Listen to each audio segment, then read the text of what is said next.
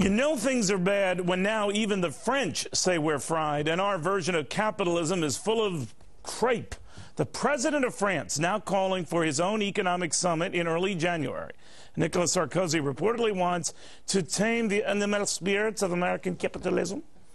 What do you think? It was bad. All right, I'm sorry. But he's determined to use this global crisis to do it. Craig Smith says, we asked for this. Craig is the CEO of Swiss America. Well, Craig, I think you're right. I guess you're right. We provided the bad example, and away we go, right?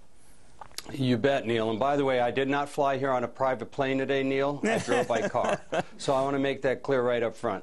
You're absolutely right, Neil. We deserve this. We deserve to be rebuked or rejected by the French. We have abandoned every free market principle that made this nation great. We've got Nancy Pelosi taking bankruptcy off the table, more government intervention. She wants to fix it versus the free markets. And here you have France that has been literally running away from controlled markets and privatizing businesses over there.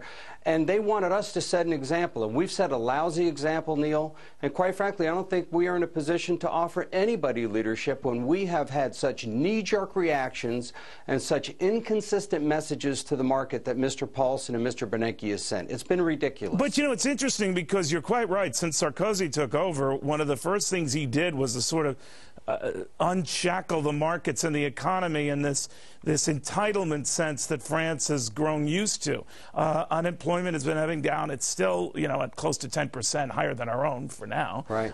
But he is going the way that would at least be a healthy capitalist development. Having said that, though, he's also in deep economic doo-doo. So what lessons can we learn? I mean, the jury's still out on who's going to come out ahead here. What do you make of it?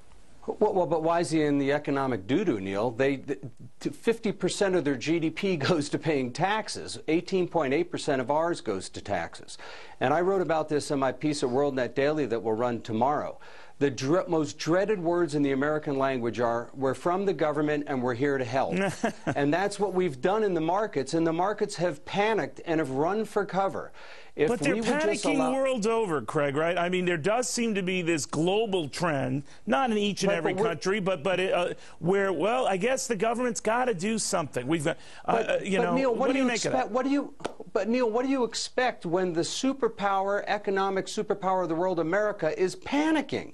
I mean, we have words like meltdown, collapse, being used by our Treasury Secretary and our President, for Pete's sake. Well, what would you have done, Craig? I mean, there is the argument, let them rip. You know, in other words, the financial industry is in disarray, don't rescue a one of them. Auto industry is in disarray, don't rescue a one of them. In other words, let markets be markets, brutal though they may be, let them clean and flush themselves out. I agree to that to a certain extent, Neil, but there are things productive that the government can do to make things better, like Mr. Rove just suggested. Why not cutting business taxes? Why not incentivizing? Why not change this ridiculous mark-to-market rule that assumes that anything that's on your book that's not functioning is worth zero? That's ridiculous. Many of these loans, if they're held to maturity, Neil, are going to be just fine. Most people in my neighborhood are paying their mortgages, but we focus on the few that are not, Craig, and we're throwing the baby out with the bathwater. Yeah, you're very rich, though. People in your neighborhood, they all exchange Grey Poupon. It's a whole different deal. But yeah, I know what you're saying, and I understand what you're saying. But now we have an administration coming in that is going to be incentivized to give incentives, right? Emboldened by Democratic majorities in the House and Senate to throw a lot of money at this. But let me tell you something. I don't think they're going to be able to, Neil. And let me tell you something. I'm not concerned about Mr. Obama raising taxes or lowering taxes for the middle class. I don't think he can do anything right now. He can spend. They can print money, and he can spend. He can stimulate like it's nobody's business. But the banks won't lend the money. So how is he going to do it? Throwing out helicopters to people standing in the streets, catching it coming down out of the air? Don't give them any ideas. Yeah, well, the helicopter Bernanke, you know. But I can tell you this, Neil, there are productive things we can do. And I got to tell your listeners, or your viewers, excuse me, we will get through this, Neil. You know that, and I know that, if we cling to free market principles, believe in American capitalism, and say, we're Americans, we're going to get through this, we're going to go back to the ways we know that work, and yes, we're going to punish the wrongdoers, if you will. We're going to make sure we hold them to account. But we will get through this, and we've got to start talking positive versus thinking the end of the world's here, because it's not. Very well put. You know, I was revisiting a great biography on Ronald Reagan last night, and right after the '87 crash, they were presenting to him all these ideas, how we can regulate the markets, how we can regulate chicanery, how we can, you know, clamp down on abuses. He was presented about 50 of them, I'm told. And the one thing he thought was not a bad idea were these program trading curbs on Wall Street. And he said, that one I like. And they said, well, what about the 49 others? He says, I don't like those.